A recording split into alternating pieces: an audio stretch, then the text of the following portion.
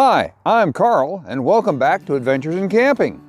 Today, we're going to be working on part 2 of my Basecamp Toolcraft series. Tools are very important in camp and out in the field, and we'll discuss a few more of those tools. Stick with me, and we'll get right to it. Subscribe and hit that bell icon so you'll be notified when I post a new video. Oh, and by the way, you're welcome to share these videos, okay?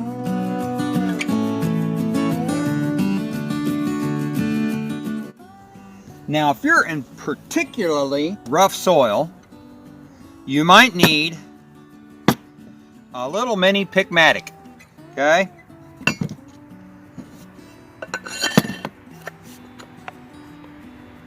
They're handy. You never know. This is made by Rothco, and you can usually pick one up like this at a, well, you can probably go online to Rothco online, or at a military surplus store, because they sell these. But this is a handy little tool to have with you, if nothing else, at least in base camp.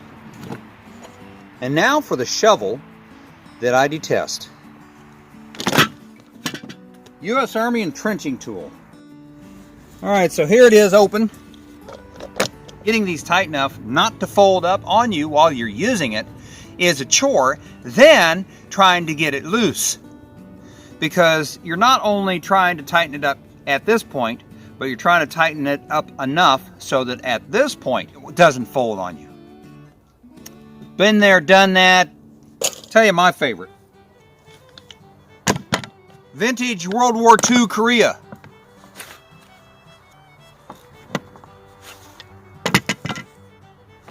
Yes, it has the same style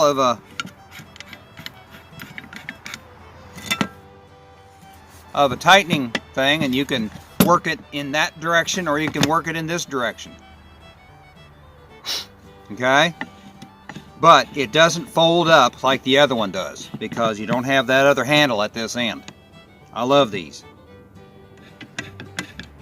Now there's another one, I believe Cold Steel produces one.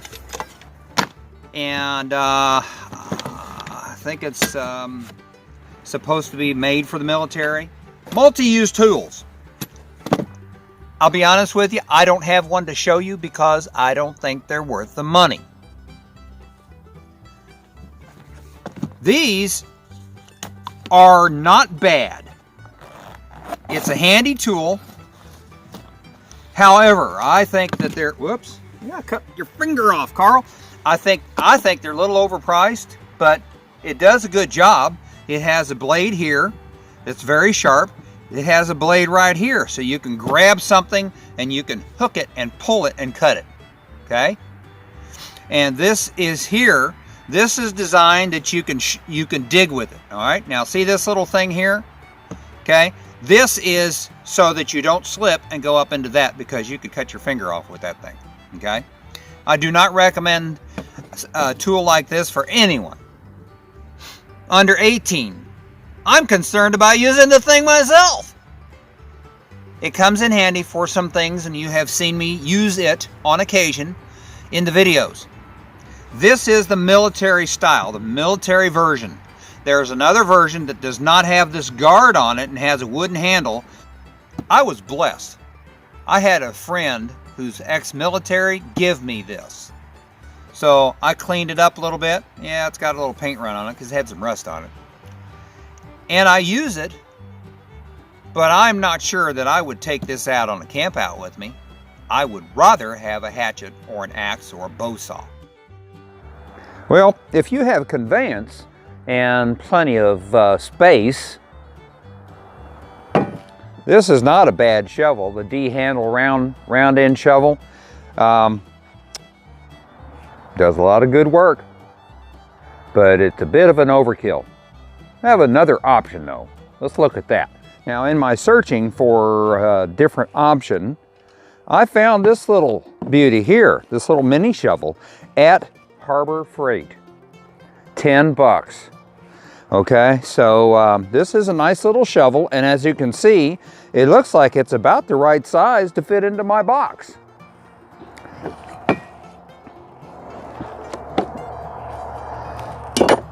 it fits. Woohoo! Now, let me show you another shovel. This little beauty here. Now, this is like the others that has that screw, and you can put it like that, use it as a shovel, poke into things. Anyway, you get the point. This normally lives in my Toolcraft box, but I was thinking of another option, and that's why I got this. Of course, you see I also have my military shovel in here too. This is old military ammo box. You can find them. They're starting to get a little hard to find and a little expensive to buy. But they sure do make a good Toolcraft box. Or you can build one yourself. There's not that much to it. A box like this is going to be heavy. I only use this when I'm going out into a base camp environment or a group camping environment. Otherwise, yes, you're going to try to travel as light as you can. There are other shovel options. I'm going to do more of a complete shovel video separately because there are various types of shovels, and some that they claim are even good for doing some chopping. Like I said, I don't recommend it, but yeah, I can see in an emergency where you may have to use a shovel to do some. So if you're going to get something that's designed for it. Most of the shovels I've shown you tonight are not designed for heavy chopping. It's a shovel. Dig? Some think more stuff that a tool can do is more power. It's not. You're asking for weaknesses in the tool that is eventually going to break, and you don't want those things to break when you're in a desperate situation. Yes, you should have a tool that does multiple things, or learn how to use that tool in multiple ways. But an all-inclusive tool like an axe that has a hollow handle and has a fire kit and has a spare knife and has a laser beam and has is just, you know what it has? Your money. Buy something good. Buy something traditional.